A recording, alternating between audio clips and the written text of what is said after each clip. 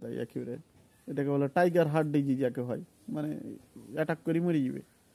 এলে খুঁড়ে ওনি বাড়িতে কোনো যে এটা চিকিৎসা দিয়ে রেজাল্ট হয় না, আমি না গেলে তখন কেউ আইলো না, মনে হয় করবে না চিকিৎসা, মনে হয় এলে খুব খারাপ।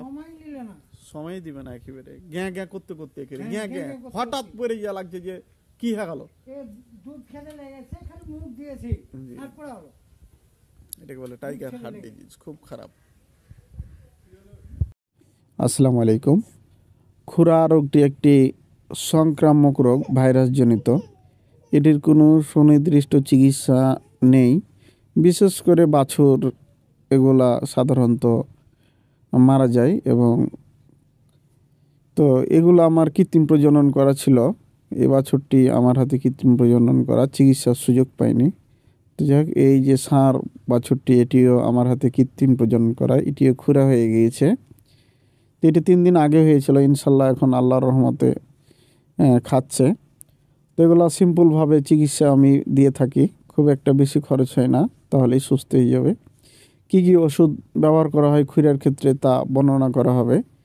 তো আমার ভিডিওটি দেখতে থাকুন। তো এই খুরা খুব মহামারী। আরও একটি খামারে এই যে এটাকেও খুরা হয়েছিল, এটা খুব মারাত্মকভাবে হয়েছিল, অনেক তাপ এবং হিপতে ছিল। তো যাই হোক, আলহামদুলিল্লাহ এটি 4 দিন পর মোটামুটি এখন সুস্থ, তাও একটু করে ফেনা আসতেছে। তো আলহামদুলিল্লাহ, আল্লাহর রহমতে বাছুরটি আমার হাতে কৃত্রিম প্রজনন করা, এটিও খুরাতে আক্রান্ত। তো আল্লাহর রহমতে এটিও ভালো হয়ে গেছে, এটিও আল্লাহর রহমতে সুস্থ প্রায়। তো এগুলোর জন্য আপনারা প্রথমে যদি ইনজেকশন দিতে চান, তাহলে অবশ্যই আপনারা অ্যান্টিবায়োটিক যে কোনো এবং ব্যথানাশক, অ্যান্টিহিস্টামিন, এই 3 রকম ব্যবহার করবেন। আমি 2 দিন ব্যবহার করার পর এই গ্রুপেরই কিছু বাজারে ট্যাবলেট পাওয়া যায়, সেগুলো দিয়েছি, এবং মানুষের বি কমপ্লেক্স ট্যাবলেটগুলো খেতে দিয়েছিলাম। আপনারা স্প্রেও করতে পারেন, আমি স্প্রে করতে দিইনি।